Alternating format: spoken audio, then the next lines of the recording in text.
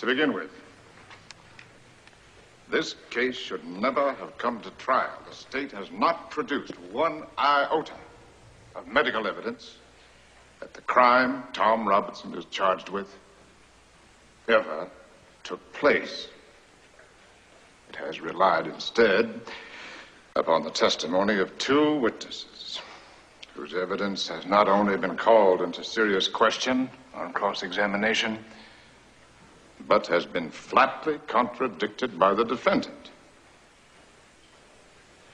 Now, there is circumstantial evidence to indicate that Mayella Ewell was beaten savagely by someone who led almost exclusively with his left. And Tom Robinson now sits before you, having taken the oath with the only good hand he possesses, his right.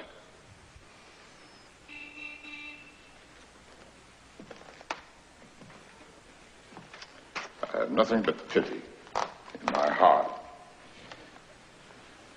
for the chief witness for the state. She is the victim of cruel poverty and ignorance. But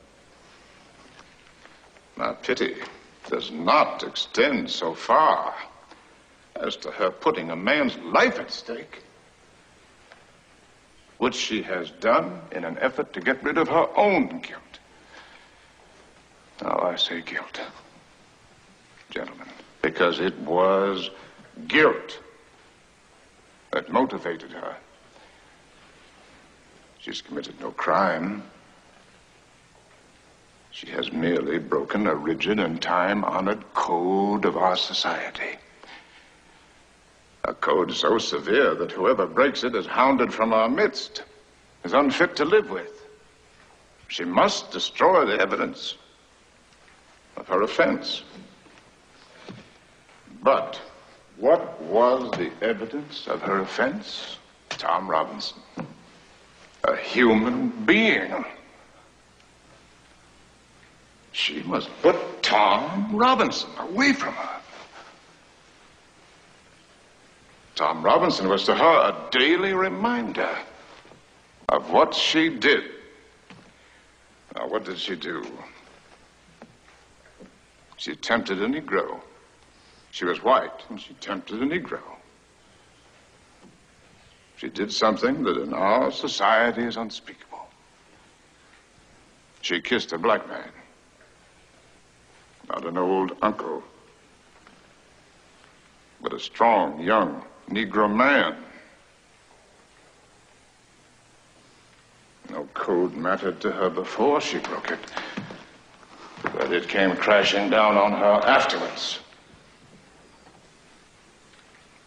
The witnesses for the state, with the exception of the sheriff of Macon County, have presented themselves to you gentlemen, to this court, in the cynical confidence that their testimony would not be doubted.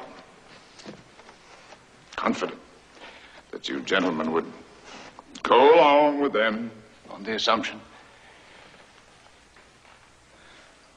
the evil assumption, that all Negroes lie, all Negroes are basically immoral beings, all Negro men are not to be trusted around our women.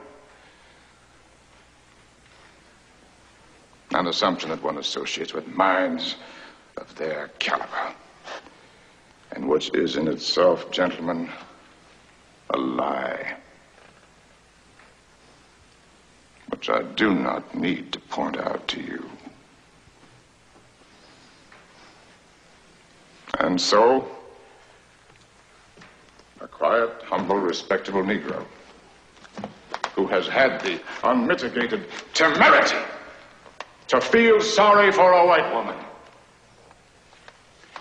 has had to put his word against two white peoples.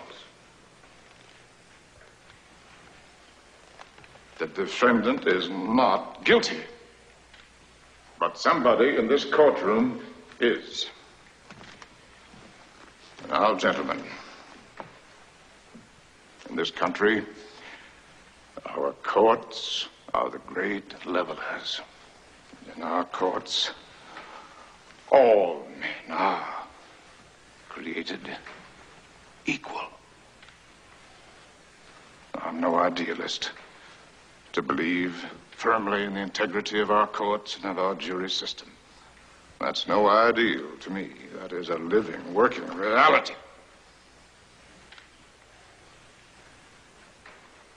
Now, I am confident that you gentlemen will review, without passion, the evidence that you have heard, come to a decision, and restore this man to his family. In the name of God, do your duty. In the name of God, believe